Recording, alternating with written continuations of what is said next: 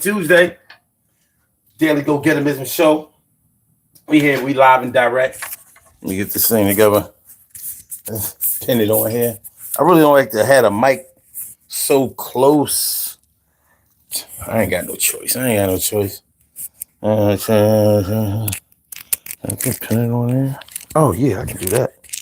This is what I do. I'm acting like I'm new around here. There you go. Wait a minute. Do it like this. Oh yeah, that's. Oh wait. Gotta get it clamped. Good. That's good. All right, let's get it.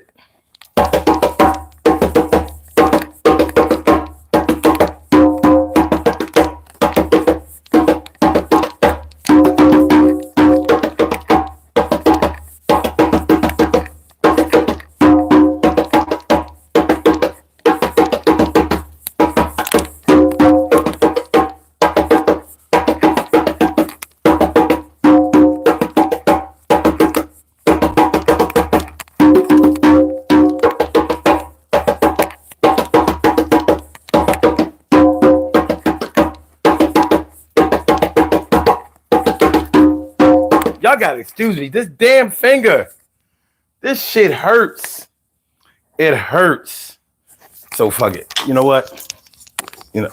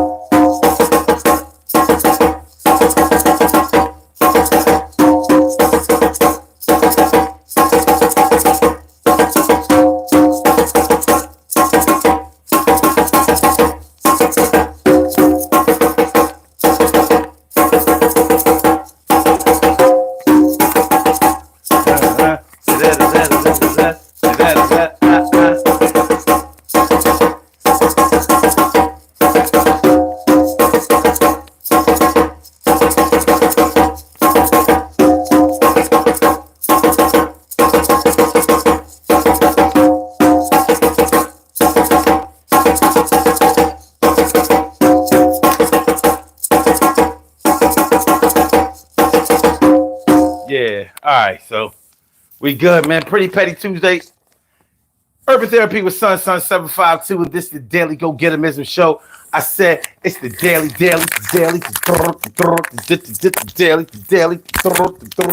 the Daily Go Getimism Show. You think it ain't when it is? You think it won't when it is? We are here. We are in motion. We do this thing. Taking off fast lane, no coasting. And everything is gonna be alright. Talk about the triumph and failure. Moving back home tonight. Can you always go home? Can you always leave the zone? Can you return to your town? Will you always be stamping down?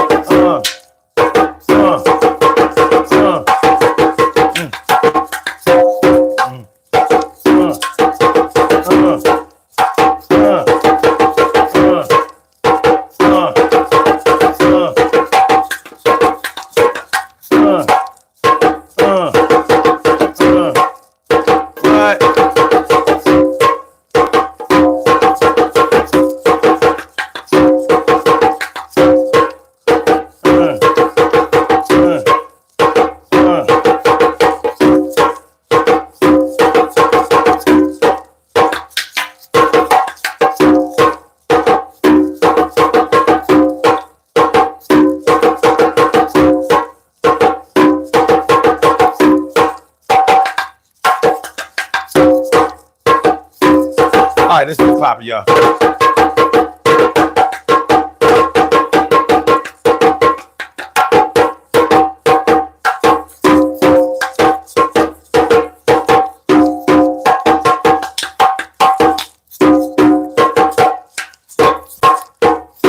All right, let's get it popping.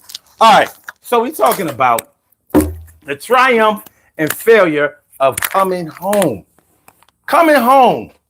What do you really think about when somebody says that they're going home? There are so many ways to leave home, so many reasons that people leave the place where they were born or where they were raised or where they grew up. And there are a lot of reasons that they might have to come back. Now, for a lot of people, coming back home, there's a difference between like coming back home and going back home. Normally, when you come back home, you're only coming to visit. When you going back home, it's probably because you're making a return. Maybe things didn't work out wherever you were. But we're gonna get into it. We're gonna really see about it. We're gonna have a good little talk tonight, y'all. We're gonna have a good little talk tonight. Snowing outside. It's covering too. Snowing outside. I slipped and slid and slipped, slid and slipped my way home. But I'm glad I made it. Glad I made it, and everything is going to be all right. What's going on, T Carry? Right, morning, noon, and night. It's always great to have my peoples going directly into your site. And my girl Jen Ramirez, Senorita Ramirez, sister, Senorita Ramirez. What's going on, my? Good to see me, some you. So this is what we talking about tonight, right? We talking about the triumph and failure of coming back home. Now, think about the people that you know, or even yourself. Let me see. Are you living in a place where you grew up, where you were born and where you were raised? Now, if you were a military kid, it might be hard to pinpoint exactly where you were born. Well, you might know where you were born, but where you were raised, you might have moved around a lot. You know how it is with military brats.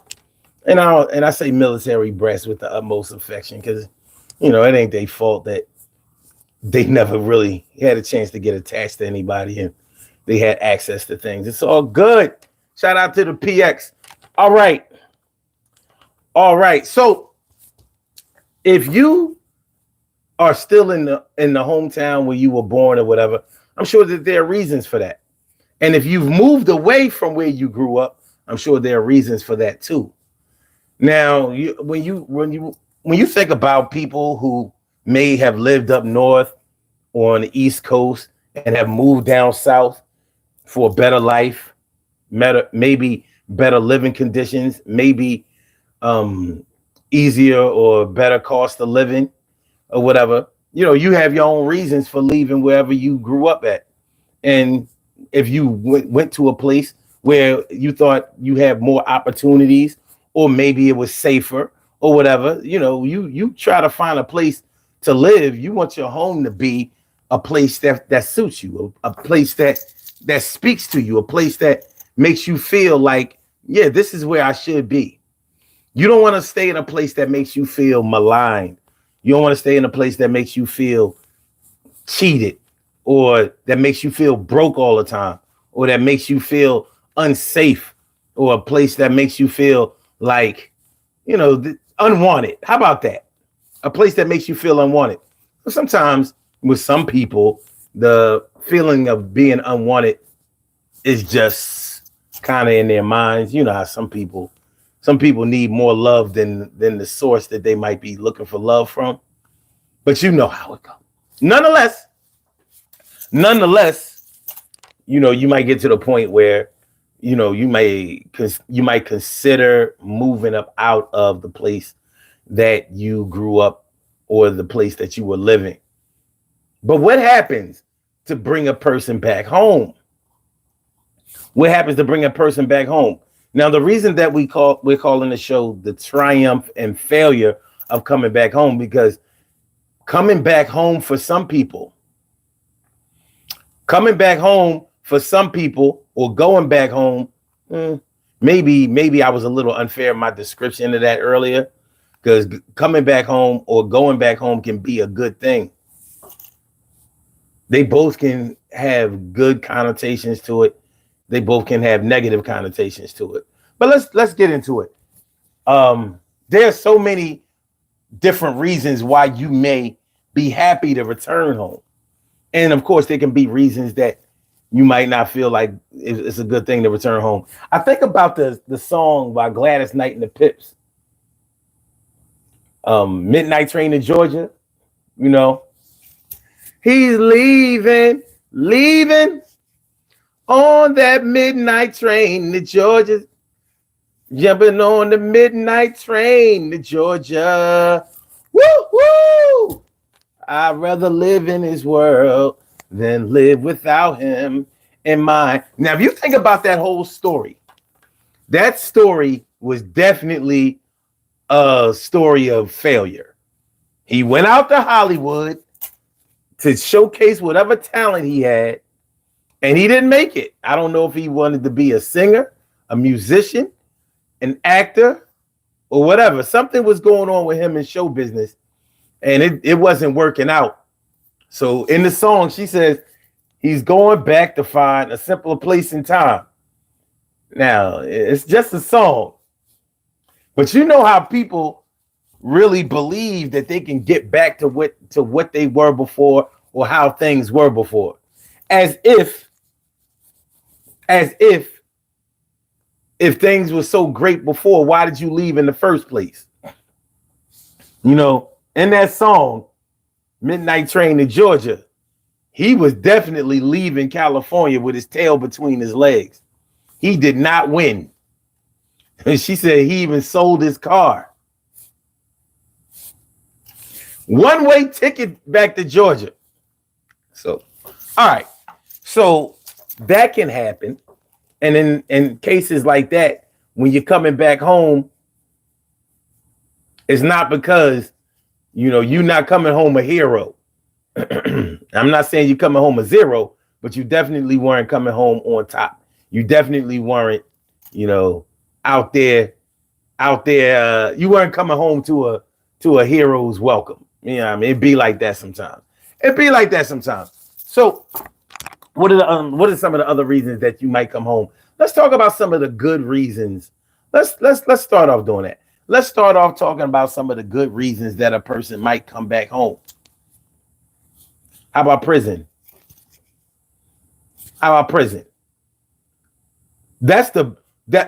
There are two reasons to come back home that I think are excellent reasons. You've been locked up for years. You're finally making it back home.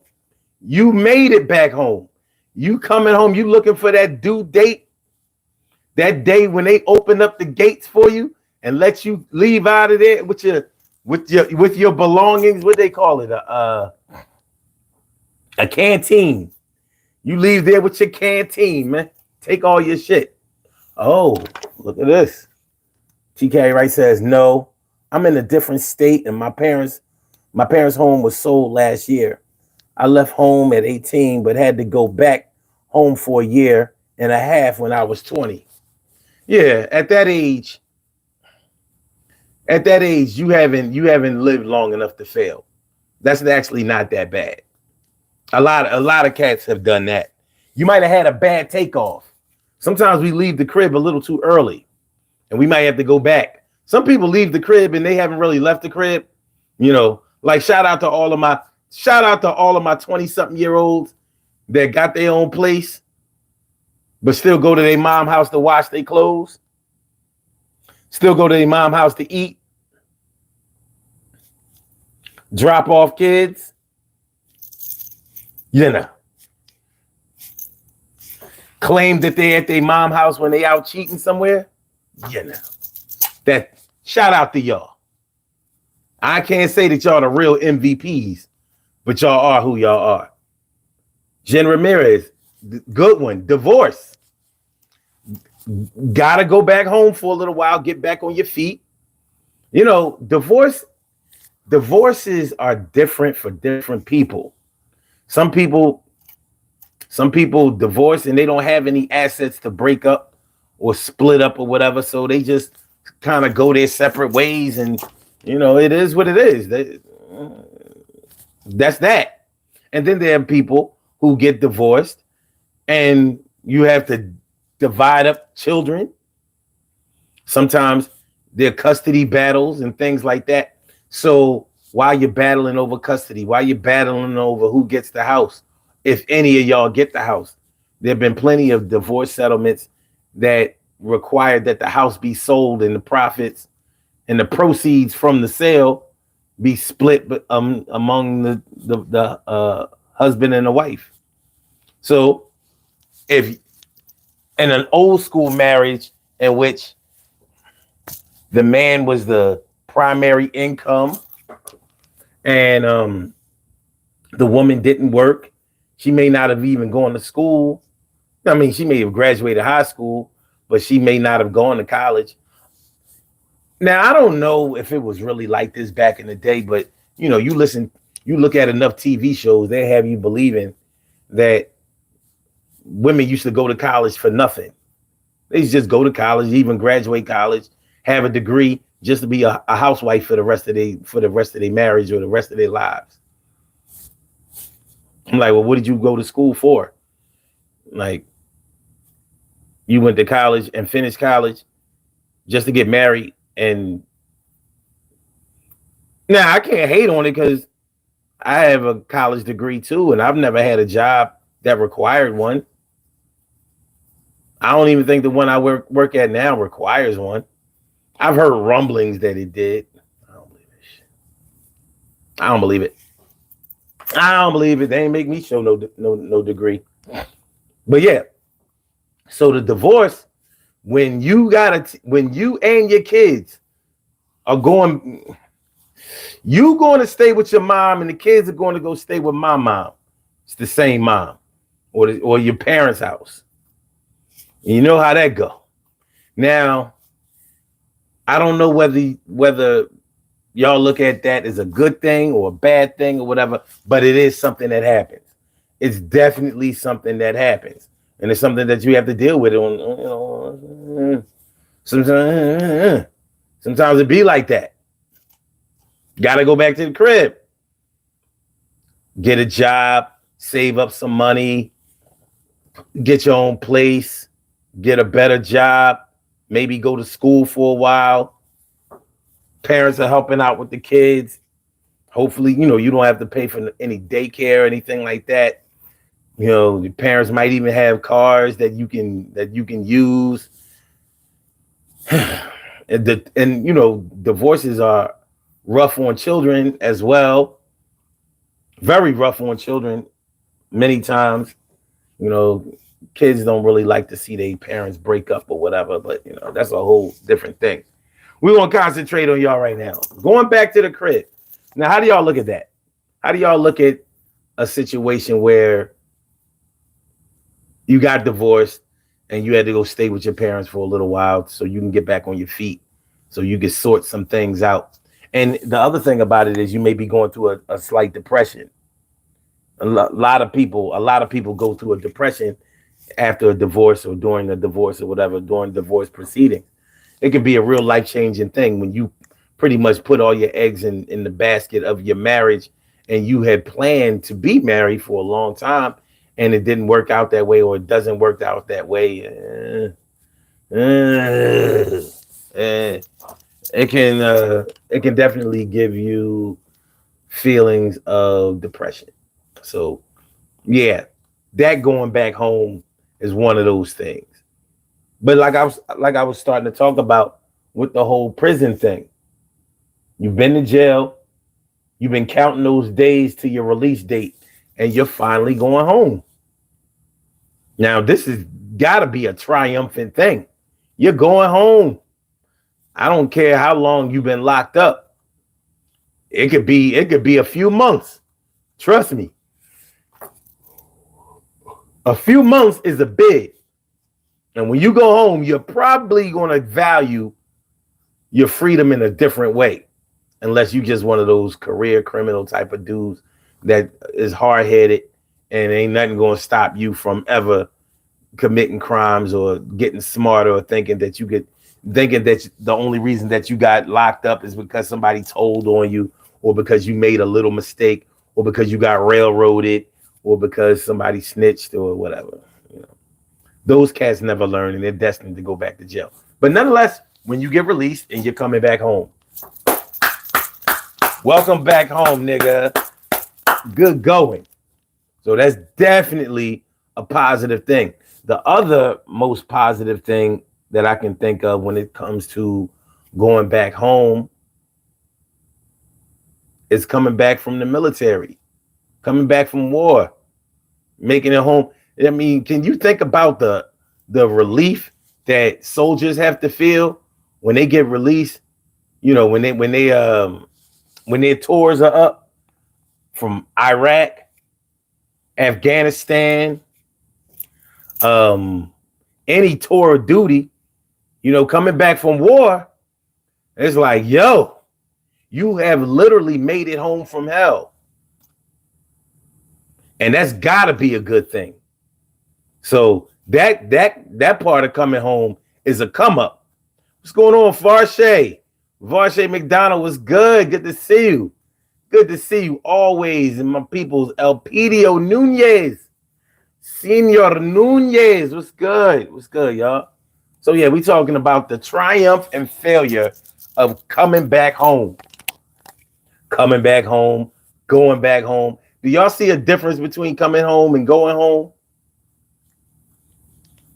You know, is there a different energy?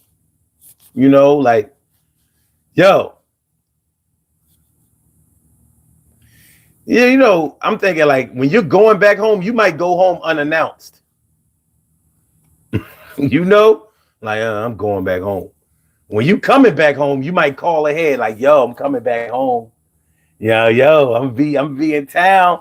I'm gonna be in town for a good little minute. You know what I mean? I'm coming home. I'm gonna be home for maybe like a year, whatever. I'm gonna set up shop, and then you know I might roll back out or I might stay.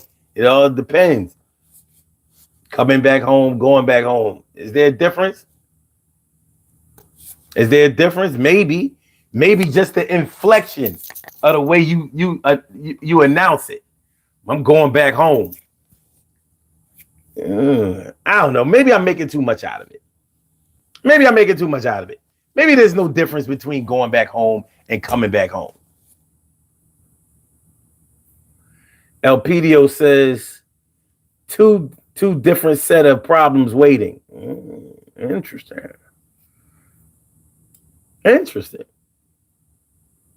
Yeah. Well, I know if you've been locked up for a while, I don't care if it was weeks, months, years, especially years. Going back home, coming back home, whatever. Just let me out. I'm locked up. Won't let me out. Got locked up. Hey. You know, that jail shit.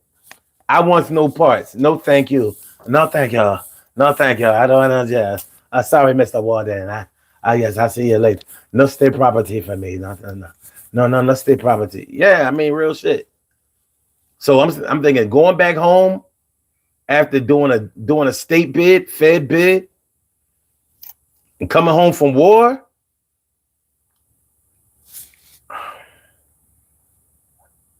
What's worse? What do y'all think is worse? Going to war or going to jail? What do you think is worse? We know that going to war, there's a time limit on it. You do your tour of duty, might be a couple of years, might be a few. What's a tour of duty? How long is a tour of duty in the United States military? Let me see. How long is a tour of duty in the United States military? A typical tour of duty in the United States military can range from 6 months to 12 months, depending on the branch of service, specific role, location, and combat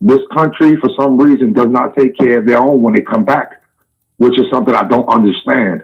The only reason I tried to go and apply myself to this, because I said, you know what, if my whole life growing up in the hood, if I get shot, I'd rather get shot fight for my country than anything else. So it's like it's different, but for some reason I don't know why it's just part of the system, but they don't take care of their own anymore. I don't believe they ever did, but it's different readjusting. We have so many people with PTSD coming back home, and then, oh my God, this person went crazy. No, this person is tired of people disrespecting them. Like, people don't put themselves in other people's shoes to try to feel what it's like, because you don't know what a person's feeling. You know, like for war example, you don't know what this person's going through. You know what, this person that I might be killing might have a mother. It's not might. They have a mother and father. They have a brother and sister. These people push their emotion to the side to fight for a cause. And then, you know, most of the time they realize the cause they're fighting for doesn't benefit them or anybody. But it's like they leave them to their own. But it's too much. I feel there's a difference, you know, between them all. But people don't look deep in them. It's kind of the way the system is disgusting to me. Well, I mean, there's a different perspective. Like, you know, when you go to war, you see things, you see destruction of human beings on a level that no civilian would ever see. Like, you see violence on a level that you would never see in a neighborhood, even with gangsters and all that kind of stuff. The level of violence that you're seeing, and the amount of people, comrades or whatever, that you're going to lose is different than anything you would ever expect at stateside, and you signed up for it. But, you know what I'm saying? Like, that's true, but it's also different because, like, wars are fought physically and also fought, you know, in different ways as well. The food in this country is a prime example. Black people are not being killed by each other anymore, by the cops. We're getting killed by salt and high cholesterol and things of this nature. So it's different forms of war, but you're correct. That's different than the dude that you went to basic training with just got his head shot off. Or you signed up for that. So this is the thing, is you can't, it's horrible what happens, but the truth is this: I don't get mad at the cops arresting me. I don't get mad at the person at McDonald's frying their French fries. When you sign up for that, that's what you sign up for. I'm not even trying to, you know, be cold about it. It's not about being cold, but we're talking about coming home or going home. So when you start talking about PTSD, when you start talking about all kinds of psychological or neurological problems that come from being at war, you're talking about a different level of damage that a person may have endured, or a different kind of experience. So, like, when I was asking about coming home from jail or coming home from the military, you know, both of them are similar. However, one you signed up for, and the other one was you kind of signed up for that too from your actions, yes. But you didn't volunteer. You definitely didn't volunteer to have yourself in a box for years and years and never be able to escape.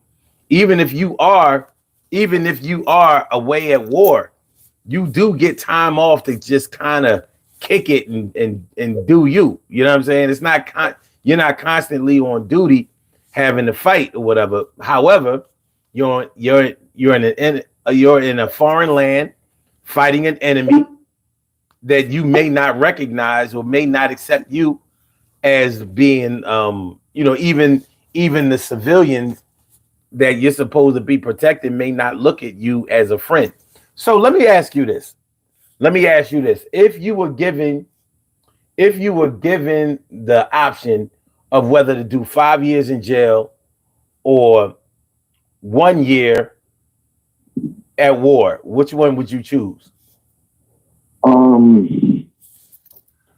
Honestly, it depends on the situation, because if I have to go to war for, when I say my people, I don't mean Black or Spanish people. I mean people who were just born in this country, period.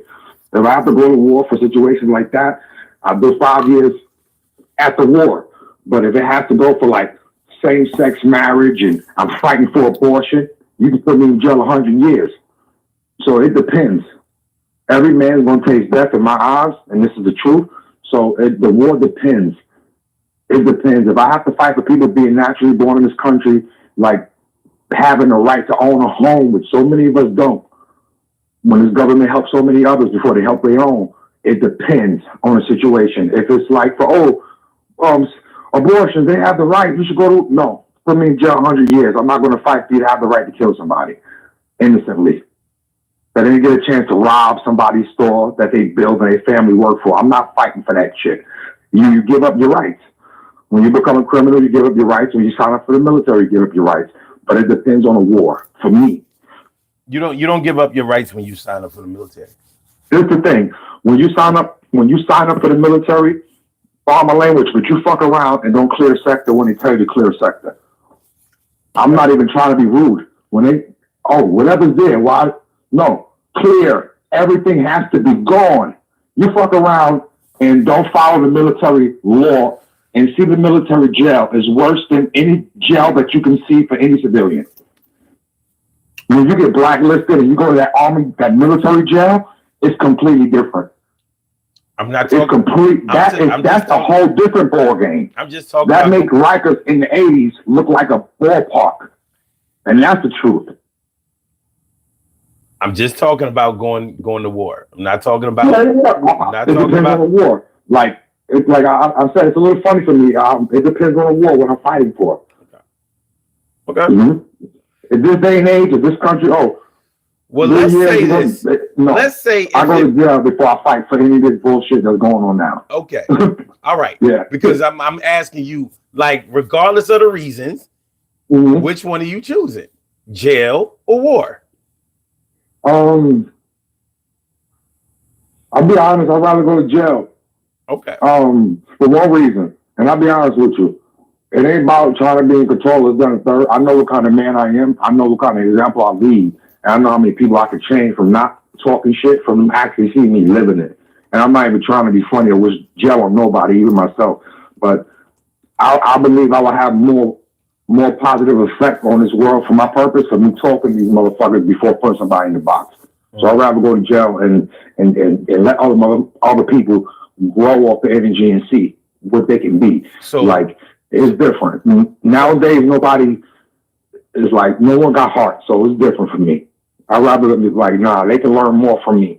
Because when you see a man that got the power and like this dude talking funny, he's not, stabbing him up, punching him, he's talking to him, listen, you representation of your mother and your father. Regardless if they living or not, you showing people if you had a good mother or father by the way you act, you need to pull yourself together. Like when people see you talking to somebody like that, instead of running in the nigga mouth, they have respect for you, admiration. And it's not they want to be like that, but they want to be that. So I'd rather go and talk. I put me somewhere where people I can learn from them, and they can learn from me. Okay. All right. Yeah. If I can't kill a person, I got a problem with it. I'm supposed to go kill a person. You have a problem with it? Nah. I'm different cloth. My OGs had to put their own work in. I never banged my life, but same thing with me. Nah. If I can't go do something to a person I got a problem with, I got to go kill a person you have a problem with? Nah. Put me over there. Let me sit up. I do my push-ups every day. I'll be fine. Okay. All right. Yeah, I think for me, I would probably go to war. Oh man, I'm not doing that, brother. Because I'm not doing 5 years incarcerated. Because I'm incarcerated around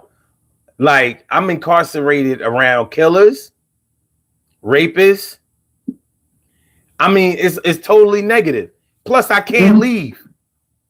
I can't move around, and I'm not trying to be like. First of all, I'm not a dog. I'm not a dog. I don't even lock up any dogs or cats that I don't believe in caging any pets that I've ever had. So I'd be goddamn as a man that I'm going to choose a box for 5 years. I'm gonna take my chance on that 1 year. I'm not doing 5 years. because that 5 years, who knows how that's going to indoctrinate me? Who knows how that's going to institutionalize me? Who knows? The truth, it's sad, but with jail, it makes you more what you are. And this is the truth. It's never a benefit from being in jail. The sad point is a lot of men have to go to jail and learn self-control, not talk too much and be sporadic and act in their emotions. But it's like wherever you go, you have your problems with you. Jail, honestly, it brings what you are out. If you're a punk, the same way people treat you in life is the same way they're going to treat you anywhere. That's one thing I learned from being in places and people tell me, oh my God, these are dangerous places. To me, I'm like, it's not. These are just walk in the park as long as you mind your business. It's different. But it's like, when you think about it, it's like, it was an artist that had a picture. It was an Arabic artist, I believe, that had a picture of a woman on her knees, a refugee, and a soldier over her shooting her. And it said, would you want to be the person holding that AK at this woman, or would you rather be the woman? In most situations, people don't know what they do. Like, I'd rather be that woman because most people don't know what this person's family is going to do or how they respond. Or their family going to respond negatively. Yo, this person has a mother. You don't know their grandmother's the only person. Like, it's too much involved with it. Take a person's life. Nobody has that right, I feel. Yeah. And it's horrible that this country, it does it daily without no repercussion. People go to jail for a lot of reasons, not just violent crimes. This is the truth. Listen, all I'm saying is, in war, I'm gonna be side by side with trained personnel, different walks of life, but all positive. You know what I mean? We all there for a certain purpose. We know exactly who our enemy is. If I go to jail, I might meet somebody. I'm around people who didn't know how to follow rules, weren't trained, weren't disciplined, and that's why they ended up in jail in the first place. So we're talking about a bunch of criminals who are going to probably commit more crimes in jail, and plus I can't leave. Now, I got a real problem with not being able to leave. In the military, if I go to war, I'm going to have weekends off. You know what I mean? It's still a dangerous thing. Well, no, that's what I know. That's what I know. I know people who have gone. I know a lot of soldiers. I know one thing in this country with this military. There's too much hatred. I will choose. I will always choose outside than inside any day. You're not putting me behind bars and behind concrete and steel. There's no way I'm choosing that. There is absolutely no way I'm choosing 5 years behind concrete and steel with guards who get to go home. Ali had that choice though. Like he had to go fight or go to jail, and he was going to court because he always had to go to jail. He did that for religious reasons. No, but the thing is, I ain't gonna say like the religious reasons, but no man has the right to go kill another man. Period. Oh, now you're talking about some men are willing. Some men are willing to get hit with the rock, and some men are willing to go to jail. Slow down. Are you talking about war or are you talking about jail? No, I'm talking about when it comes to wartime. Like you can't. Like he had the option. He's like, no, I don't have the right to go kill no man. Period. So if y'all want to put me in jail, y'all can call it religious beliefs. That's what people want to call it, but that's natural human law. Like it's in us when we're born. We're designed that way. No, there's no reason for me to kill. If I ain't killing the whites in this country that's calling me a nigga, holding me back, I'm supposed to go kill this yellow nigga? I'm not doing it. Oh, you're gonna have to go to jail. Okay, no problem. Let's go to court. Well, he was one of the niggas that had money where he could fight the proceedings, but at the end of the day, that's what it is. He didn't go to jail. He didn't go to jail. No, because he had to go to court for it, though. From my knowledge, he had to go to court. They was going to try to throw him out in jail. He ended up being stripped for his title, correct? He was going to be a boxer in jail. He wasn't going on no front lines. He wasn't going to be no infantryman. They wanted him to serve his. He was going to box in jail. The only reason he didn't do it is because he was messing with the Nation of Islam, and they would not approve any of the Fruit of Islam joining the military. That's the only reason. Don't try to make it. We can't. As much as I love Muhammad Ali, Muhammad Ali was a young, brash, uneducated black man. He was, he didn't know a lot. And the Nation of Islam, for all of the good that they have done, they capitalized a lot on what people didn't know. Most of their members were very ignorant. They didn't know. They didn't know that that Quran wasn't the real Quran. They didn't know that. This the truth, though. I'm not. Hold on. I don't want to stray from the topic though, because we're talking about coming home. So you would choose jail, 5 years in jail over 1 year. 10, yeah. All right. Yes, 100%. All right. Nah, because I'm choosing that. I'm choosing that training, and most people who go to the military are normally, upwardly mobile. They can get jobs and things like that. They have benefits and shit like that. I know most people that go to the military don't have a life goal and plan. That's way worse. That's 10 times more dangerous than the person that was in jail that might commit a crime again. When, like, it's for example, like the cops, for example, the cops that was in the military compared to the cops that just came out of college that can't find a job in the field, so they become cops. On Jamaica Avenue, they had a guy run up on 2 cops and hit him in the head with hatchets. The cops didn't even see it coming. It was on the news. And then the thing is, it's like, compared to the wartime ones, they on point. They know what's going on. Most soldiers who go to war, they don't know what the hell they fighting for. They feed into the hype, the propaganda. You know what I mean? You think why do you think that they used to take non-high school graduates and they know the program. Well, I mean, you don't see officers on the front lines in the military. They don't have educated personnel out there fighting. They're not going to do that. They're not going to do that. They're easy. They want you easier to program. Even the police are military-based group. Oh no, they deal with people. Remember in the early 90s, the officers, there was a lot of black people, Hispanic people that are missing legs because they was trained to shoot knees and legs off. Now they're trained to shoot for sit mass. That's military, so it's different. Honestly, the thing is, you look and you seem like, you're a very strong-minded person, and you seem like you're there already. So it's like, why would you feel like, honestly, feel comfortable in going to take life? Because you wouldn't want to sit. Because you really couldn't sit being somewhere. And I was born free. I'm going to die free. I was born free. I will never. I've been locked up a few times. I'll be goddamn if it ever happens again. And I'll be. Listen, I'm never doing like a real bid, like a felony or something like that. The longest I've been in jail was 48 hours. I'm not breaking that record. You know what I'm saying? I'm good. Just that little 48 hours let me know, like, you know what? I'm good. I'm cool. I learned my lesson. Like I said, I was born free, and I'm going to remain free. Plus, as a black man, with a felony on your record and all of that kind of shit, it stifles the shit out of you. It limits the shit out of you.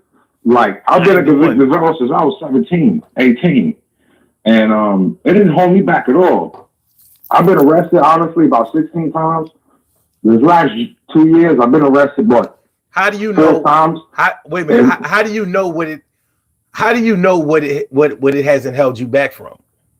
Because the thing is, financially, whatever I wanted to do, I was able to do it. Every job I went to since then, I've been able to apply. Because I don't know how it is like back then, but now in New York, after a certain amount of years, if you stay out of trouble, that's only honestly, unless you have like something morally incorrupt, like a sexual charge towards a woman or a child or sex offense or a murder charge, any other felony, honestly, you can honestly get a great job. I know a murderer personally that works, the ex-murderer that works for the NTA making $106,000 a year. This dude, like, no. He caught a body back in the day in the hood. Listen, for me, it's different. For me personally, I can't. don't. It holds me back for jobs, honestly. And I got to be truthful. The only job that holds me back from, I can't work in a bank. Listen, what you got to. I'm thinking about it from a deeper perspective. Your experiences. It was the best for me. It was the best thing. Hold on, listen. Oh, slow down. Let me say this. Yes, sir. Your experiences and your exposure to things are the things that give you opportunities. So when you have limited exposure and limited experiences, you may not think that anything has ever held you back because you haven't opened your mind up to the possibilities of things that you could get. So that's a way of being held back. I'm not necessarily talking about getting a job, you know what I mean? But once your thinking has been limited in some type of way or altered in some type of way, it can stop you from enjoying a whole lot of things, or it can close you off to a whole lot of opportunities that would have been readily available to you, but you may not even know. You may not even know about it. The military, hold on. The military, even if you go to war, you're going to war overseas. So you're going to get a chance to see how other people live. That gives you an opportunity to see that, wait a minute, I don't have to live in the United States.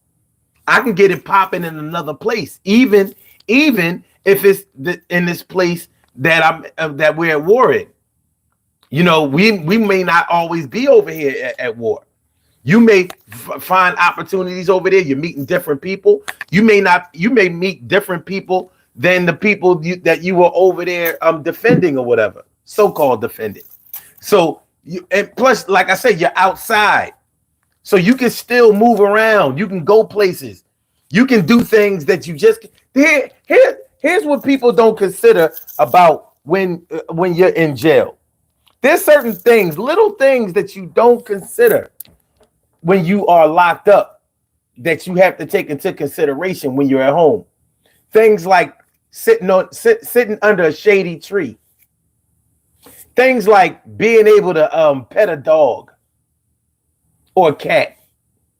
It depends on what you hold as value. One thing. I'm just saying, there's certain things you cannot do in jail. Things like take a bath. This is like, can't do it. Like I said, for value wise, for me, because I grew up in the projects my entire life for the most part, I never knew what quietness was like.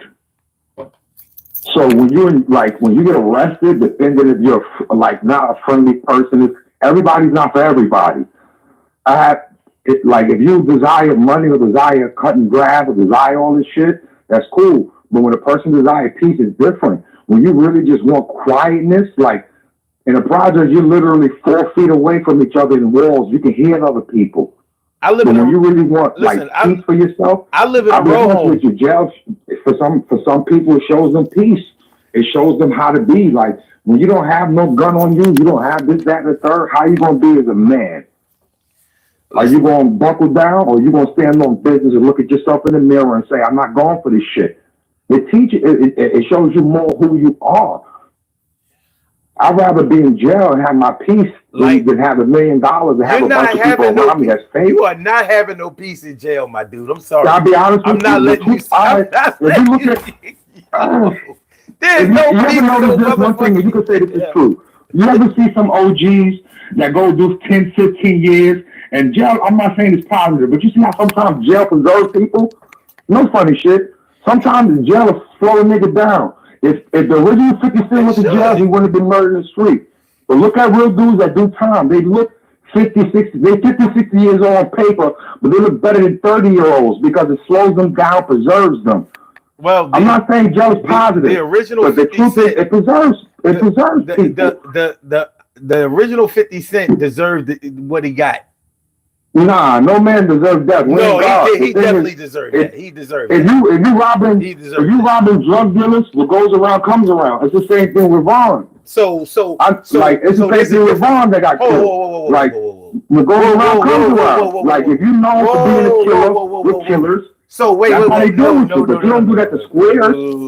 Wait, so you mean to tell me that because you sell drugs, you a bad person? Yes. Okay. Period. Period. Okay. Period. And you know for a fact, this the thing is, like I told you about how when I was a little kid, and the dude showed me his gun, and he told me he's 35 years old, had 5 kids, and he couldn't read to stay my little ass in school. I got a felony for robbing drug dealers. I'm the first one to go to college and graduate. I can teach and whack as I want if I chose to be a teacher, but I'm not doing it. I'm not doing that. So if I rob a drugstore, I'm wrong, but if I rob a drug dealer, I'm right? Now, this is the difference. Like, I'm not trying to be biblical when they say herbs is put here for the healing with the weed, this, that, and third. If you're literally selling a product that's causing people to die, and a little girl and a little boy got to grow up without their mother and their father, you're a piece of shit. And you like, no. Like, there's certain things, like you're not supposed to poison your own. Like certain people, what drugs? Things people don't stand on no more. If you tell any kind of thing that a person can OD off, and a family have to grow up without that person, you're a piece of shit. Period. Wait, hold on. What drugs do drug dealers sell that kill people? The man who raised me, Fresnel Master, when I was a little kid, helped me get the stigma to hate drug dealers. He died from smoking crack. You do not die from smoking no crack. His heart exploded from the things that they used to put in the product. Same thing now with New York, how they had a big thing where I never did coke in my life, but none of this shit, thank God. I had so many friends OD'd for coke because of fentanyl and shit, and good people that fucking died. Just because a person didn't want to educate themselves and go get a job, they wanted to sell some shit and put their own thing in it and make it. Nah, like, come on. Back in the day, hustle was different from now. Back in the day, dudes wasn't selling shit that was killing you. Now these people just don't give a fuck. They don't think about, the shit I'm selling is going to make a little girl grow without a mother and father. People don't care no more because they sold their soul for the dollar. Fuck them. All of them deserve to get shot. One thing about the healthcare dude, I'm not trying to sway too off. Hold on, P.O. I'm sorry. Hold on. Don't nobody make nobody to take no drugs? You gotta understand something. All right. No, understand that. Don't nobody put a good. Don't nobody put a. Wait. Hold on. No. You gotta chill. Your product is not supposed to. Wait a minute. Wait. You gotta slow down, dog. You gotta slow down. You gotta slow down. You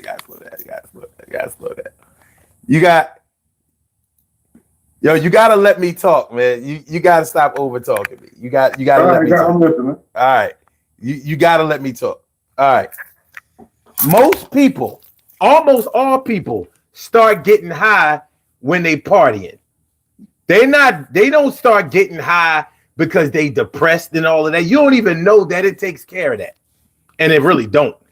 They start taking drugs or using drugs because they partying, they getting, they drinking, you got the gateway drugs like the alcohol and the weed or whatever. You work your way up the coke. Nobody starts out smoking crack. You gotta go through alcohol, weed, powder coke to get the crack. Nobody goes straight from sobriety to crack. And all of that shit that they used to be talking in the 80s, the crack kills and all of that shit, it was just like AIDS.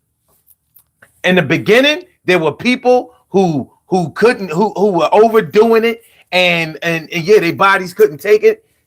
I bet you in the 90s, it wasn't no more that crack kills shit. Wasn't nobody dying over no crack. You was just getting high. I don't know if they changed the formula or whatever, but I know that the same crackheads who are the same crackheads today are pretty much the same crackheads from the 80s and 90s, because this generation knows that crack ain't really cool, so they're not really messing around with that. But the older generation, that was their shit. You know what I mean? Crack don't kill. Shit. The drugs that they sell in the drugstore, and the Rite Aids and the Walgreens and all of that shit, those drugs, you see the list of those side effects and shit. You don't see that with no crack. Now I'm not advertising or trying to advocate for any drug use, but you have to understand the way things work. Drug dealers are young, normally minority youth trying to make some money. That's all that shit is about. But the people who are using the drugs are not victims. How are they victims? When they chose to start using, and then they chose to start overusing. So I'm trying to figure out how a crime against a drug dealer is supposed to be a bad thing. As I can understand the cops saying some shit like that, trying to brainwash me and tell me that shit. But I've known a lot of drug dealers, just like I've known a lot of drug users. And all drug dealers don't hurt people. They not all fighting for territory. They not all shooting people. Most of the ones I know got killed because they didn't shoot. They got shot. You know what I'm saying? But they was just trying to get money. So the amount of money that they make cannot compare to the kind of money that the pharmaceutical industry uses. So I guess I'm a little bit different. I would advocate somebody robbing the shit out of the pharmaceutical industry, but leave Pookie and Ray Ray alone, because they just trying to raise their babies, maybe drive a little car, get out of the projects or whatever. Probably not even going to do that because they're a product of their environment. They can't really get that far away. They don't know no better. You know what I'm saying? But no, I'm not going to speak off opinion or feelings. I can only speak in a fact. For me, I just finished John Jay. I'm in the course of getting my case out, become a drug abuse counselor. I'm speaking off a fact right now. It's like, my daughter goes dealing to John with the Jay. cancer. To me, like, I respect your opinion, what you said, but for me, it's like dealing with a cancer. You don't leave certain parts in. You cut all that shit out. And it's different because it's like talking to a person who has friends who sold it and friends who used it compared to a person who has their brother or sister or auntie literally die from using some shit. It affects them different. Some people like money. Some people like drugs. Some people hate money. Some people hate drugs. So it depends on the person. But I'm just speaking on facts of me. That the way it's made now is completely different. And it's like, I've never been robbed, like how you said, the physical thing, going to war, I've never been robbed by the white dude in the pharmacy. I've been robbed by Ray Ray and beat up and jumped by Ray Ray and Ron and them. So those are the ones I'm looking. All I'm saying is this. We can be. By the way, my daughter goes to John Jay now, so you know what I mean. Okay, it's a great school. It's a great school. Yeah, it is. It's a good school. But I took more black people in it. and I took criminal justice too. So so a lot of the things that you're learning, I know about. So I'm not just saying this shit, but this is the reason why I look at the criminal justice system in a different kind of way. You know what I'm saying? Like, because no, I hate both sides. Let me know. I'm not saying that they're better. I hate both sides. The pharmaceuticals that take nutrients from the pills and shit and keep us sick. I hate both sides. If I had opportunity to get them, I would. They're not in the criminal justice system. That's the difference. They're not in the criminal justice system. So that's the difference. So there are some crimes that I don't think should be prosecuted for, and there's some crimes that I think should be prosecuted for, and they're not. There's some. Can you give me an example, please? I think that those drugs that they sell in the drugstores, I think that the pharmaceutical industry should be prosecuted because of that shit.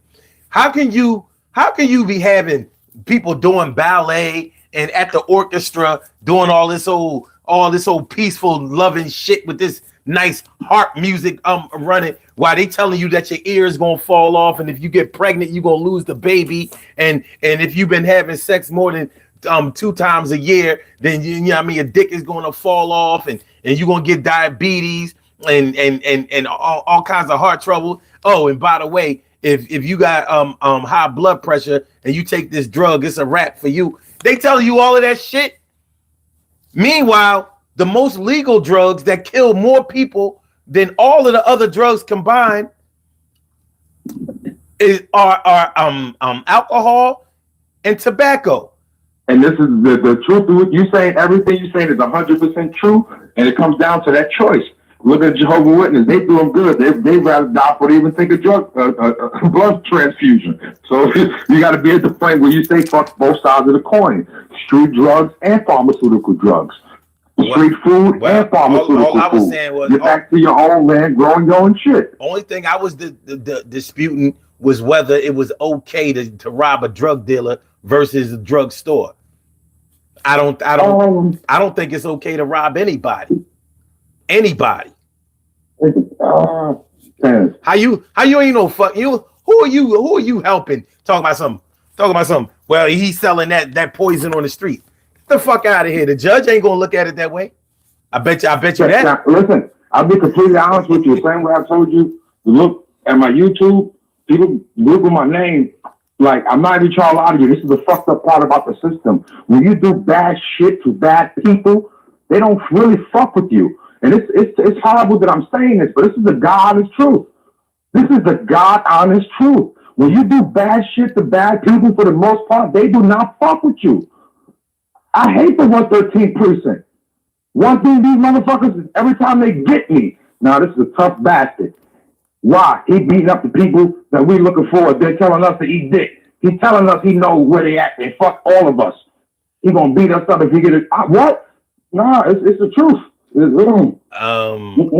know a lot of people. I know a lot of people from New York who've gone to jail, and they sure didn't go to jail for killing the good guys or hurting the good guys. So I don't know. But anyway, like I said, I would choose that year. I would take my chances in war rather than take my chance of do five years in jail. I'm not doing that. Not doing that. Even if it was 3. I'm gonna survive either way. Exactly. You know? So why not go where it's a little tougher, where you can fucking have a good story at the end of your life when you meet God? Why would it gotta be so easy? It's simple math. 5 years versus 1 year. It's simple math, my dude. 5 years of maturity and manhood, bro, will last a lifetime. Fuck that. Your vision and your version of what jail is a lot different than what I know. You bugging, my dude. You know what I mean? You make going to jail sound like it's like going to school, like it's going to a boarding school. It's different. you have positive thinking, so you're going to do something positive with your time. You're not going to sit around and bullshit. So you're going to do something positive with your time. You are around about the person who doesn't know what to do. You are when you go upstate, you are around a lot of violent criminals. At least when you go in the military, you are the violent one. You're trained. Everybody around you is trained. It's a brotherhood. It's a camaraderie. In jail ain't no camaraderie. Y'all motherfuckers is killing each other, hurting each other, stealing from each other, setting each other up and all that shit, calling each other $1.50 and each other. The fuck out of here. Hell no. Question. There's one question. You would rather be around, and I'm just saying this because this is you would rather be around a bunch of rapists and pedophiles, because there's a lot more of them in the military than it is in jail. But they don't get caught for their crimes. The only thing that makes you a criminal is when you get caught. Roy Banks said that. That's the truth. The military, every year, look at statistics of friendly fire. They're murdering each other. Look at statistics on rape. These women coming up pregnant, raped by their sergeants. Like, let's look at it for what it is. Okay, so let's look at the statistics. How does that weigh up against the prison population? The thing is, I'd rather be with the dude that robbed the store, robbed the pharmaceutical company, before I'm a dude that shooting somebody and he didn't get caught for molesting his daughter or his son. Like, you know, the military, they know these motherfuckers are wackos and what they do. They know what these people are about. They just didn't get caught for their crimes. That's the only difference that don't make them a criminal. I'm good. Yeah, yep. I'm definitely taking that year in the yeah. At least you were ready. We ain't doing that. You know what I'm saying? Like without me ever going into the military, I know a lot of soldiers and shit. They's all right. I mean, none of the ones I knew were rapists or most of them wasn't even killers. Some of them I was like, were you even trained? Some of them I knew couldn't even fight. There's a Some difference. of them, you know what I mean? If Some you- of them. I don't know if you ever talked to somebody who really went to war and killed people. It's different. Oh, They're I not have. going to come back and want to talk about it. And the thing is, they're going to tell you, regardless if they're fighting the enemy or their brother, killing the man changes you for the worse. I've known many killers, legal ones and illegal ones. I've known a lot of killers. And they look like normal people to you? They were normal people. No. Something else is there. Depends on. I mean, Something else is there. Most people only see with the eye of their body. When you When say you're able normal, to kill a person regardless legally or illegally, I'm when not you have saying, the will, I'm that's not, why I stopped fighting as an MMA fighter, because it changes you. I'm not saying that they I'm not saying that they didn't feel any kind of way about what they were doing or what they had done. But I'd rather be around a person who robbed a couple of stores in jail. Those people who stole life literally went against natural laws of the universe. One thing is for sure, you go to jail, you're gonna be around a lot of people who took a lot of lives. Yeah, fuck them all. Okay, well, I'd rather not go there. I'm cool. All right, so I'm gonna ask you one more question about this whole coming home shit. Because at some point we got to get back on track. All right, yes, so do you think it's okay? Like, let's say, let me put it this way. Have you ever lived outside of New York? Yes, sir. Okay. So for how long? 2.5 years. Okay. So, and you came back to New York? Yes. How did you feel about it when you came back home? I loved it because I came back to something I was familiar with. Okay. For me, it was more of a familiarity. I had to feel comfortable. Okay. So you didn't like where you went? No, and where I was, it was safer for me. It was a bigger home. I had better financial situation, but I wasn't at peace. I wasn't able to see people I loved. Okay. So I wasn't at peace. So I came back to the ghetto, and that's the honest truth. The people that I grew up with, the people that had seen me go from being a fat little boy to being a construction worker to robbing people, gangsters, and doing what I had to do. The people that seen me go from chapter to chapter in my life that I honestly, genuinely love, couldn't see me grow, and I couldn't see them grow, and I wanted to be around them again. Because, like, I done lost a lot of people in my life, and I realized my good times is not going to be here forever, so let me enjoy while I have these people. So I actually came back to South Jamaica, Queens, because where I grew up, South Jamaica, it might be horrible to some people, but my projects, I love the people, some of the people I grew up with. And it's like, I feel joy seeing the people. My friend Frank, I was in second grade with him in the next project building, 30 years, never had a problem with him. It's beautiful when I can run into this dude once in a while, because he come back home to check on his family, to see him have his 2 beautiful daughters, and he has a wife, and to see my man grow, and to see that we actually made it, because I've seen people get killed standing on my corner. Mm-hmm. And to see my people actually live and make it, I feel beautiful. So I came back home. Okay. With no biological family members around me. And I'm the youngest of 8 brothers, but I came back home because my family was the people I grew up with in the same struggle. That was hungry the same way I was. Got picked on because we was in the projects by everybody across the street in the houses and shit. These are people I have bonds with, and that can never be broken. So would you ever consider moving away from New York again? No.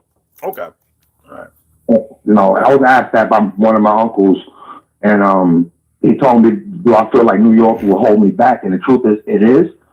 But I feel that I can do the right now, like with my YouTube and what I do, I'm big against gun violence. You know, and the thing is like I feel my calling right now is in New York, because New York, the young ones younger than me are wilding. Like motherfuckers instead of fighting and standing on business and shoot you fucking dead. So I feel I'm doing the best by reaching out some of the youth, telling them, you know what, regardless if you're gonna be violent or not, you don't have to kill a motherfucker. You go to jail longer. Just knock his teeth out his mouth. Like I'm not against the violence. No, I'm against gun violence in New York City, because I've seen so many people I grew up with killed like that. I have a brother that was killed in '96, shot because people couldn't beat him up. So it's different for me. I feel I can affect the best here. Okay. Good shit. Well, I appreciate you calling in, my dude. I appreciate you it's too. always Iron sharp as interesting. iron. It's lovely. Without I appreciate you, and I'm still working on not interrupting people. I apologize, brother. It's all good though. Love is love. All right, man. God bless. Yo, you have a great night. I definitely will. I'm gonna keep tuning in. All right, man. Peace. Peace, brother. Always informative. Always, yeah, I like that brother. You know what I mean? It's different. What I like most about my exchanges with him and people like him is that we don't have to agree, but it's still two brothers, you know what I mean, being able to still be able to build with each other, even if we don't see things eye to eye or from the same perspective. And it's important that men are able to do that these days. But you can tell the difference because he and I are a little older. If we were young men, we probably wouldn't understand that as much. We can try. Well, most people start off with a decent foundation, but sometimes that foundation is a little rocky, and it can affect your ability to try to not just get along with people, but try to build something decent and come to a mutual understanding about certain things. But I was reading some of y'all comments while I was talking on the phone with my dude, and Nicole Ellis says, I've never lived anywhere different. I travel a lot because I'm a comedian and I mime dance at churches. Do you now? I used to do stand-up comedy. And I used to I've done a few churches too. And the mime, I remember one time I did this show at this church. And they had this mime doing this shit. He was a mime and he was praise dancing at the same time. I wanted to roast this cat so I did. I wanted to roast him so bad. But I was like, yo, it's a good thing we at this church. Because he was hilarious. I'm like, yo, I can act out a song. I'm like, yo. Let me go on before this boy. Because if I go on after him, this I might not be doing Christian comedy for a minute. Yeah. So that's what's up. That's what's up, Nicole. You know what I'm saying? Do your thing. Keep grinding. That comedy grind is that comedy grind is a motherfucker, boy. It's a motherfucker. But yeah. So we talking about the triumph and failure of coming back home. It's a big difference. I wanted to know I saw Nicole. You would definitely pick. We said war. Most of y'all would pick a year of war rather than 5 years in jail. Okay, Nicole said. People make fun of it, not understanding the art of dancing at church. Love to make people laugh, though. Nah, man, well, this dude, maybe he wasn't as talented. Maybe. Yeah, maybe. But it's all good. It was all good. Yeah, I'm saying? He was all right. Everything was friendly. Everything was cordial. But I remember thinking like, the mime. But it's all good. Coming back home.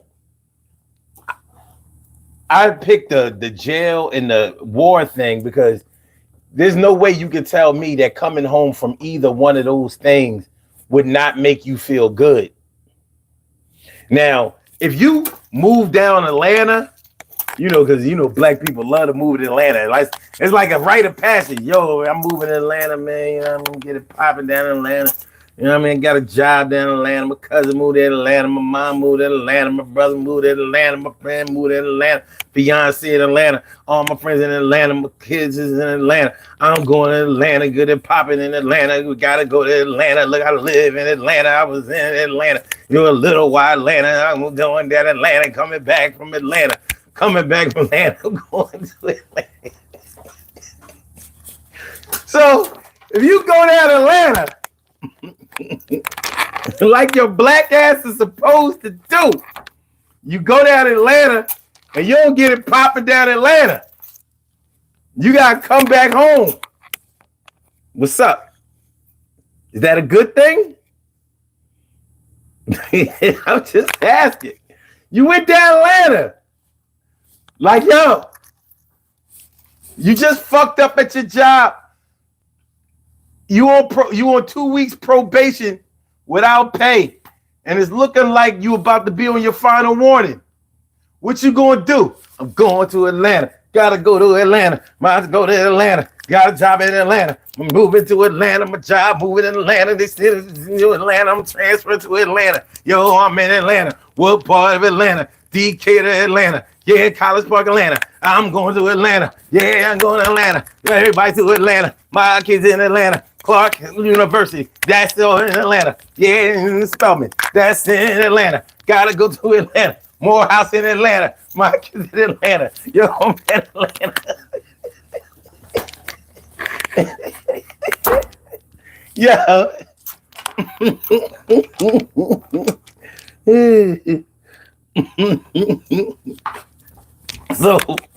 So you go down south, preferably Atlanta. You go down south to get it popping, and it don't work out. You coming back home. I don't know that's probably not a good. That's not a good going back home. You go down to Atlanta, you don't get it popping in. Yo, you went to Atlanta, you get it popping in Atlanta. I thought as soon as you go to Atlanta, they give you a big ass house in a development that wasn't there last year. I thought as soon as you get to Atlanta, you get a big ass crib. You know, 3-car garage. You know what I mean? It only costs like $50,000 to build, right? That's why everybody went to Atlanta in the 90s. I was like, it can't be no more jobs left in Atlanta. Everybody from up north, everybody from Chicago, Detroit, Milwaukee, St. Louis, everywhere, everybody went to Atlanta. Look at Detroit. Ain't nobody left in Detroit. Why? Because they all moved to Atlanta. Yeah, got to move back sometimes. It's probably not a good look. It's probably not your desired. I mean, I've been waiting for my day to move to Atlanta, man. I never wanted to move to Atlanta, but I mean, I am black. At some point, I got to move to Atlanta. Nicole Ellis says, I went to ATL. It was okay. I don't like the underground, though. I've never wanted to do comedy in Atlanta. Nah, you got to go to Atlanta. You got to go to Atlanta. Uh-huh. Come on, Nicole. You got to go to Atlanta. Where you live at? Where you from?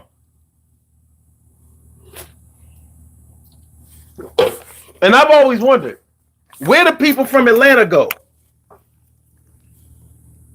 Remember, you from Kentucky? Oh, shit. What part?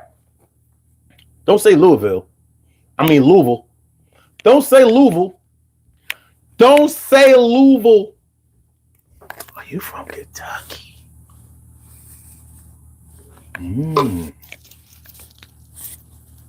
Oh. Lexington. Oh. Okay. That's what's up. That's what's up. Okay. So, shit, I almost want to interview. You should email me. You know what I mean? You should come on the show. You should. Because I'm like, well, you know, how you get your comedy career popping in Kentucky? I mean, I guess you could start off anywhere, but you You gotta go to Atlanta. At the very least, Memphis is kind of close to you. No, don't go to Memphis. Whatever you do, don't go to Memphis. No, do not go to Memphis. Dude, whatever, promise me you will not move to Memphis.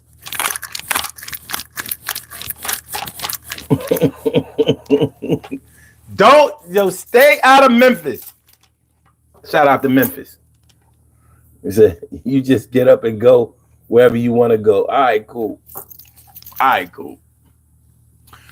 right. So yeah, if you move away, let's say your job transfers you to somewhere else, or if you have moved to a different place, because another place was offering you better opportunities, or you really just some people have a hard time in a place where they grew up. You know what I'm saying? Like there have been some people who have had the experience of the place where they grew up. They just never really felt like that was the place that they were supposed to be. I've heard a lot of people from Philly say that, like, listen, man, I got to get out of Philly. And I've heard a lot of people that moved out of Philly tinker around with, flirt with coming back home. And they said, I ain't doing that shit. I ain't move out of Philly to come back to Philly. So coming back home for them, it wasn't making no sense. They might have moved down south. They might have moved wherever they moved to. They may have had like better facilities, better education for their kids, safer. Philadelphia is not a safe city. You can say whatever you want to about it, but it's not really safe. When you live here, you get used to it, but it's not safe. I'd be lying if I said that it was. I'm so desensitized to all of the violence and all of that shit. So for me, it is safe, but it's not safe at the same time. It's kind of crazy. But so I could understand somebody moving out of Philly and not just to Delaware or Jersey or in one of the counties or whatever. No, not that. I can understand somebody moving down south where they could get a house for cheaper, where their kids could, go to better schools and where food may be cheaper, the gas may be cheaper, cost of living just better. However, a lot of times you find that you move to a place where the cost of living is cheaper, but then also the salaries may be less too. So it might balance out or it might cancel itself out. I don't know. You never know. Like you're not going to use your Philadelphia salary in a southern region. It's, something got to give. Who says? Nicole says, I come on your live, hear you talk. We don't sound like that in Kentucky.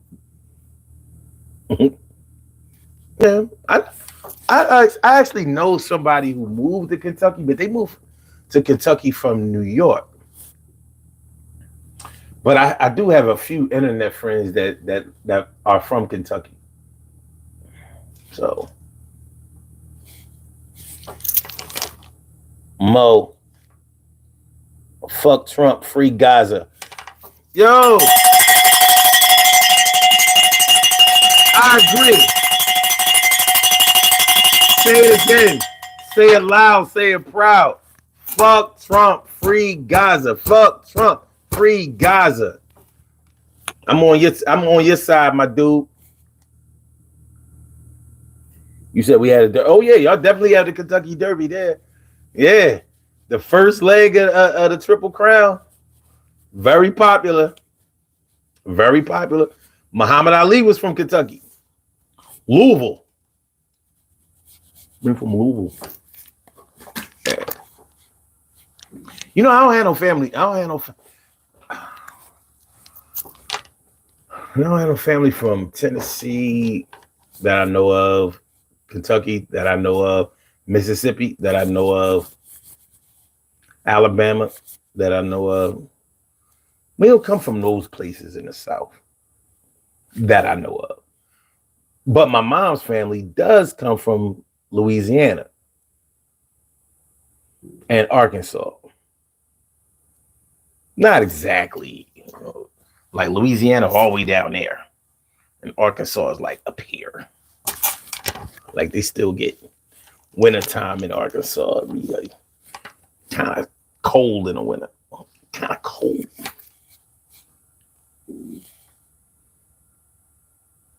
But yeah, coming back home for some people, it can feel like a defeat. Like, have you ever promised yourself that you weren't going back to a place that you left? It could be a job. It could be a club. It could be a relationship. Promising yourself that you're never going to return to somewhere where you have been and then having to go there, even though you may not have failed, in reality, your perception might be that you failed. And there is no bigger letdown than letting yourself down. You understand what I'm saying? So how many of y'all put a lot of internal, how many of y'all put a lot of internal pressure on yourselves? Whether it's pressure to succeed, pressure to resist, pressure to do better, pressure to change, whatever. How many of y'all put a lot of internal pressure on yourselves? Because sometimes you can actually feel it. Nicole says, traveling is good. Might need to take a car. These planes are sounding dangerous. Man, shit, you know how many people die in traffic accidents each year compared to a plane? I don't care if 100 planes go down this year.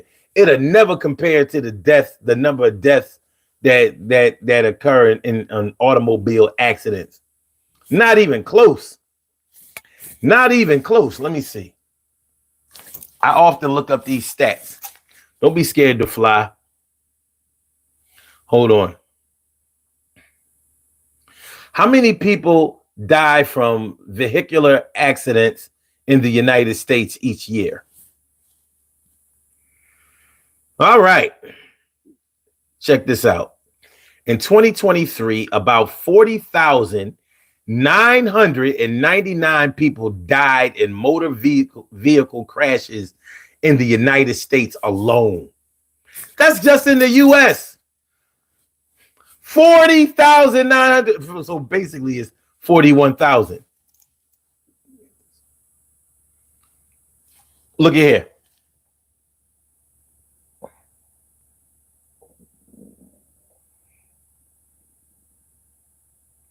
You know how many planes would have to go down in order to even get close to that number? You said I drive like Miss Daisy. When it's your time, it's your time. But when I used to hear people say flying is safer than driving, and I used to be like, man, how? Every time you go down in a plane crash, you die. But the plane crashes are so infrequent. So like 1,000 planes would have to go down to get even half of this number. Even just half. Don't be scared to get on that plane. I think there's something up with that shit anyway. I ain't gonna get into all that. We ain't gonna do the conspiracy thing tonight. But don't be afraid to get on a plane. 41,000 people in 1 year just in the United States. We're not talking about Mexico. We're not talking about Canada. We're not talking about Europe, Asia, Africa. And that was from 2023. Look at this shit. In 2022, in the state of Pennsylvania, now there are 12 million people, 972,008 people in Pennsylvania. Deaths, 1,179 people. Just in the in the year of 2022. Now, you take a state like Rhode Island, which is small, only 1,093,734 people, only 52 deaths. South Carolina, 5,282,634 people, 1,094 deaths. This is all in 2022. And this is just from car crashes. People, this is the people who died. They ain't even say nothing about the people, who got hurt. Those are just the people who died. Those are only the people who died. Don't be afraid to get on that plane. Get on that plane. Don't get in that car. Don't get in that car. And you notice they didn't say nothing about drunk driving and that shit. They ain't say nothing about drunk driving. That drunk driving, killing everybody thing is a myth. I'm going to show you how.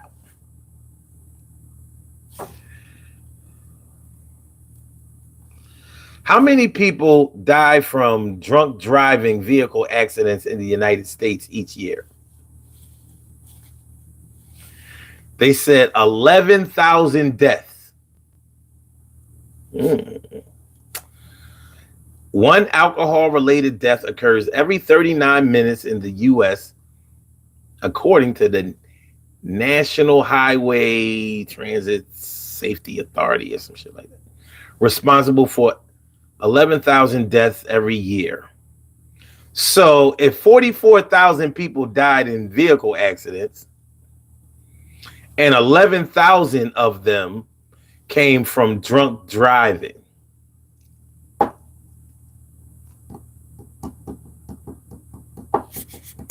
I don't know if y'all thinking what I'm thinking.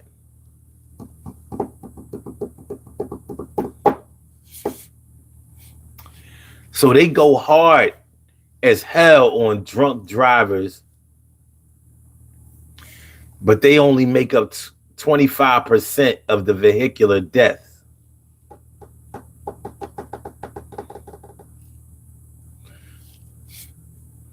$40,000, well, basically 40,000 vehicular deaths each year, and 11,000 of them were from drunk driving. So who's the real enemy? Drunk drivers or sober drivers? I don't expect y'all to look at it my way. The law is the law. The law is the law. 11,000 from drunk drivers. 30,000 from sober drivers? Who's the real enemy?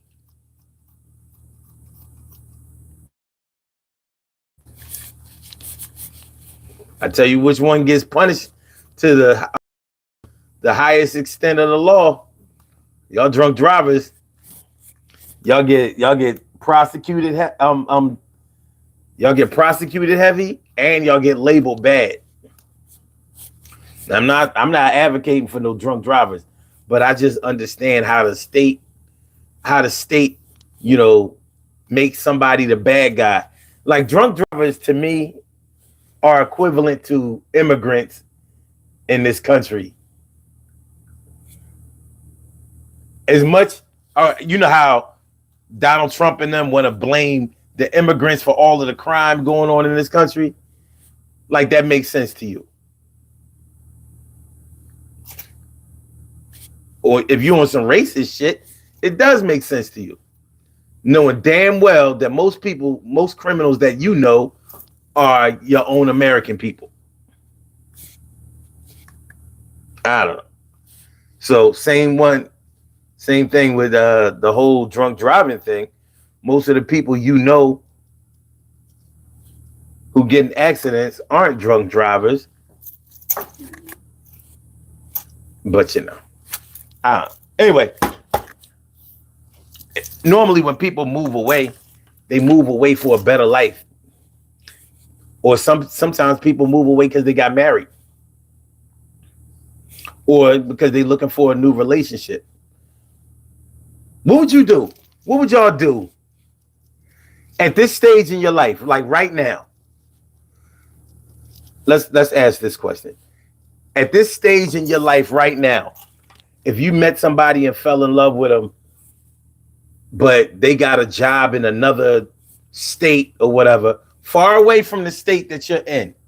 I'm not talking about like Kentucky and Tennessee, where you could just cross over in one to the other, not bordering states. Let's say you were born in Chicago, and the new love of your life moved to they were moving to Texas. What would you do? Would you go? Would you seriously consider it?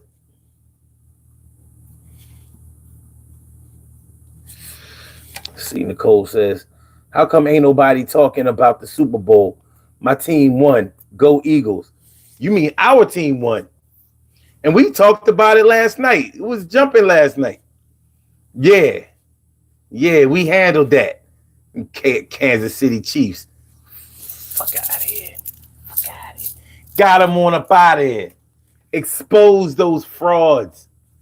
Fraud ass KC Chiefs. They're frauds. Yeah, we talked about that heavy last night.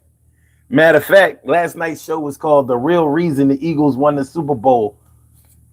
The real reason the Eagles won Super Bowl 59. Yeah, because I'm going to be hard to deal with. You know us Eagles fans, we wild. So I'm getting ready to go to this parade on Friday. Parade on Friday. I can't wait. I cannot wait. I waited all my life to get 2 Super Bowls, and I finally got them. Shit, I waited all my life just to get one. No More says, I want to talk to you. Go ahead. Go right on ahead. Or if you want to call in, go ahead and call in. You want to call in, go ahead and call in. You know what I mean? You want to call in, go ahead and call in. But yeah, what would you do? If you met the love of your life right now, and they had to move because of their job or whatever, and they wanted you to go with them, would you do it? Would you move back? Now, the reason I'm asking this is because let's say you move away, get another job, start a whole new career, start a whole new life in another state or whatever. Maybe you knew some people there, maybe you didn't know anybody, so you really had to start from A and try to get all the way up to Z, and things don't work out. Do you come back home or do you stay there? Now, I understand that there might be a variety of factors that you might have to take into consideration in order to answer this question. Like, would I stay there? Like, how long am I there before things don't work out between me and the love of my life? Did we get married? Were we just together? Like, because I think I'm funny. If I decided to move out of Philly, I probably would never consider moving back to Philly. I mean, Philly is always going to be there. It's where I grew up, is where most of the people that I know live and all that kind of stuff. And I can always visit. Plus, I always have a home in Philly. I would never, I would always have at least one home in Philly. I would never sell all of them or not be able to come back or have to, whatever. But if I left, I know I wouldn't consider coming back. But how about you? Would you move if you met the love of your life and they wanted you to go with them to live in another state far away? Would you go at this particular time in your life? What do y'all think? Would you do it? Would you?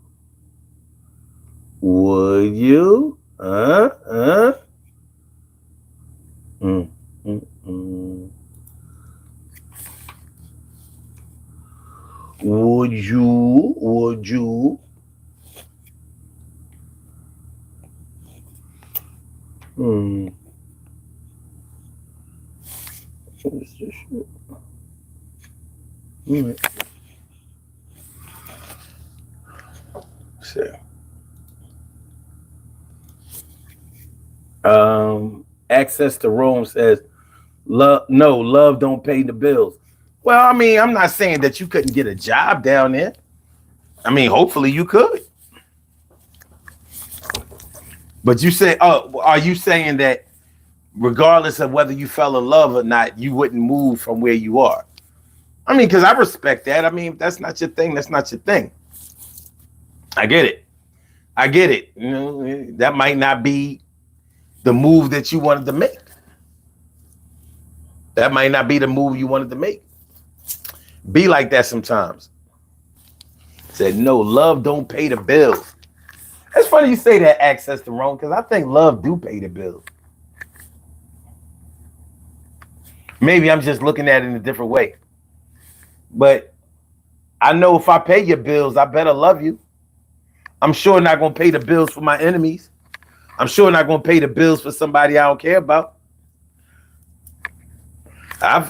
From what I know, if somebody love you, they'll pay for anything you want. You know, they got to really, really love you, right? They got to really, really love you. I know one thing, hate ain't going to pay the bills. Hate definitely don't pay the bills. It says, regardless of love, it would be too fresh. Okay, I see what you mean. All right, how about further down the line? If it was further down the line, we all really got to know each other, but you really did fall in love. You really, really fell in love and whatever. And if they were going regardless, like, let's say they already had plans to go. Maybe they might have found work down there, was working on getting a crib or whatever. You really want to be with them. That long distance relationship shit can be a strain. People do it, but it can be a strain.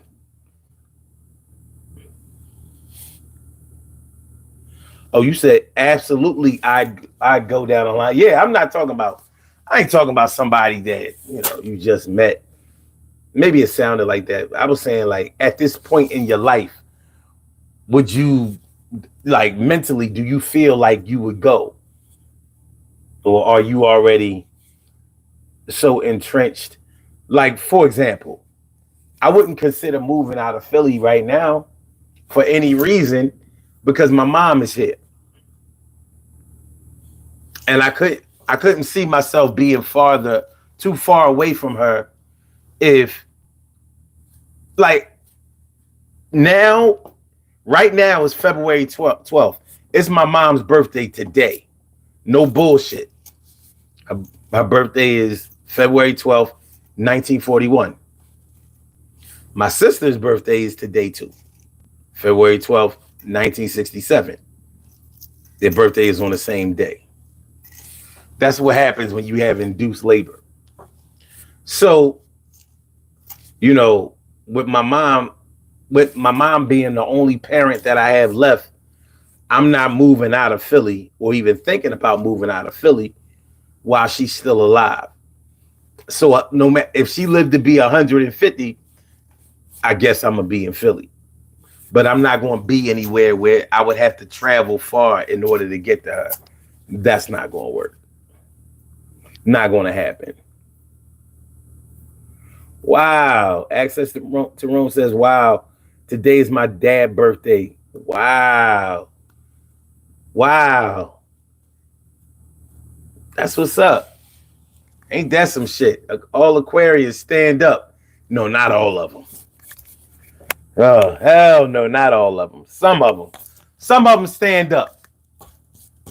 Let me handpick them. I'll be like, you and you, and you. Y'all, no, hell no. Yeah, you. Yeah, you can stand up too.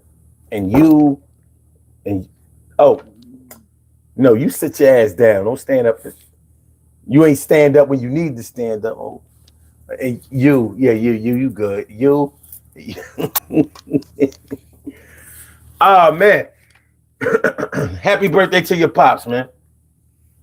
He said, right, cause he's been a tyrant he's been a tyrant in my life. Oh shit. Oh shit, I didn't mean to get pops like that. I ain't mean to get aim like that, but it is what it is. It is what it is. It is what it is. We all right, man. We all right. But yeah, coming back home.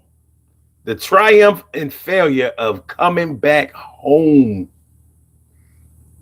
Yeah, for some people, coming back home can feel like a real fail. It could be like the last thing in this world that you ever wanted to do.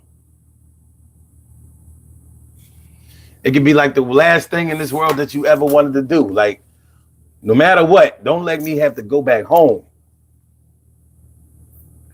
I still love them, though, but from a distance. I understand.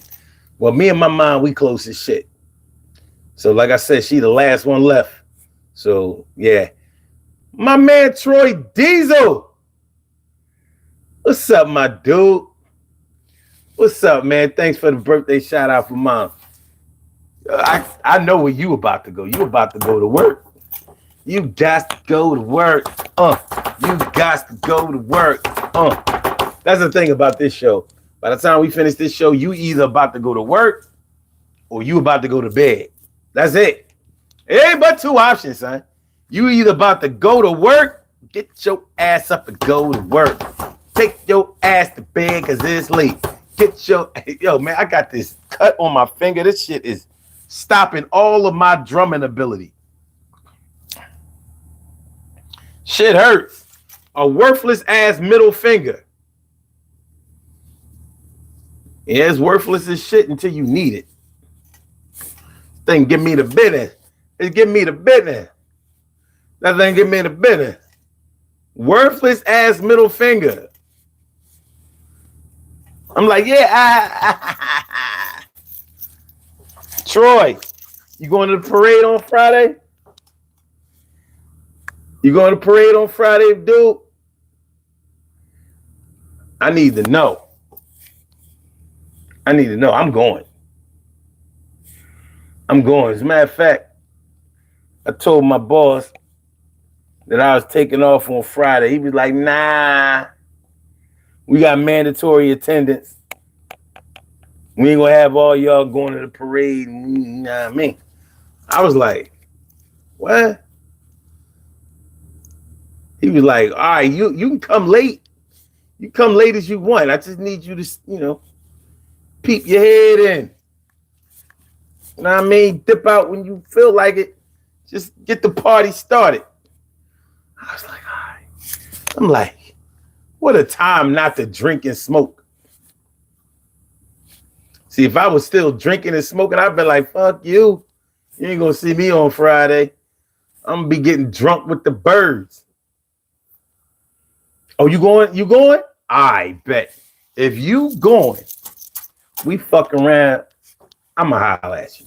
I'ma holler at you. You know how we do. You know what I'm saying? We got this is second joint. Everybody missing this shit. Ain't no Philly fans. Ain't no Eagles fans missing this shit. All right. We about to get on out of here, man. Let's do these birthday shout outs. We have some birthday shout outs. Here y'all. We have some birthday shout outs to do. Some people were born on this glorious.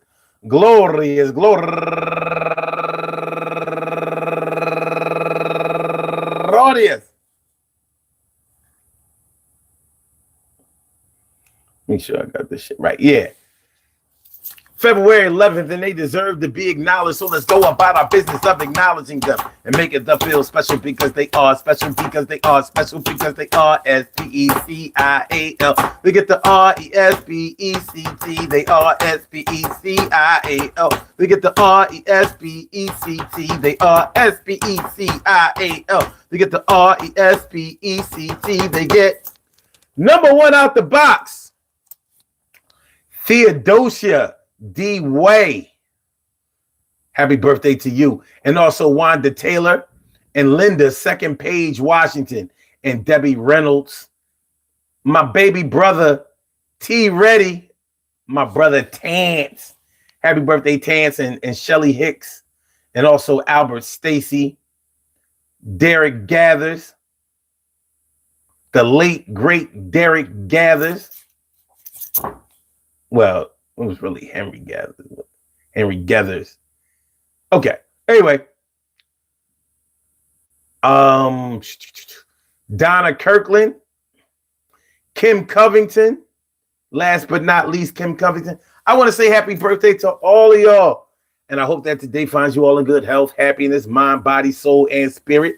And that goes out to each and every person out there born on this glorious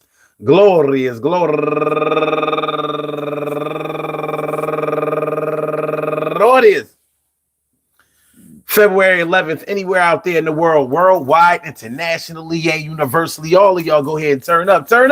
But don't turn up too loud. Just turn up loud enough so everybody can hear you. Rock out, rock on it, do the damn to rock out, rock on it, do the damn, rock out, rock on it, do the damn thing. You do your thing, y'all. Represent the queens and kings. You do your thing, y'all. Represent the queens and kings. Good things happen to those who wait. Great things happen to those who grind. And anything can happen to those who go for theirs. So go hard, go for yours, and remember, go hard, go for yours, and remember, yeah, sometimes you gotta leave the crib for a better way, opportunities to live. But when you come back, sometimes you might feel like you are like a sack. Yeah, a little sack. Yo, shit, gotta come back because you're kind of whack. It's under attack. That's when you're mental. You feel like somebody just knocked out your dental framework. Same work that you tried to sell. Wasn't selling at the crib, so you said, oh, well, I'm going to set up shop in a different town out in the county. Yo, watch me out. I'm out. Everything is going to be all right. But when I come back, we going to make it right. We going to keep it tight. Everything is good. We're going to turn this steel into a piece of wood. But turn to gold. 500 copies. 500K. You know what I'm talking about. Don't stop me. When I'm doing this thing, it's coming off the dome. And what we're talking right now is coming back home. Sometimes it's a failure. Sometimes it's a success. I just got, I don't know, man. Y'all gotta excuse me, man. I don't want to say I'm under the weather, but if y'all notice something is different about my voice, and I feel like I'm struggling to really, really get the sound out. I don't know.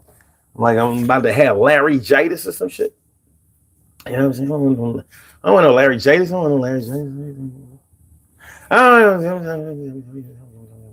Anyway, peace to all my day ones, my everydays, and my brand news. I love y'all to death. Resuscitate y'all. I love y'all right back to life.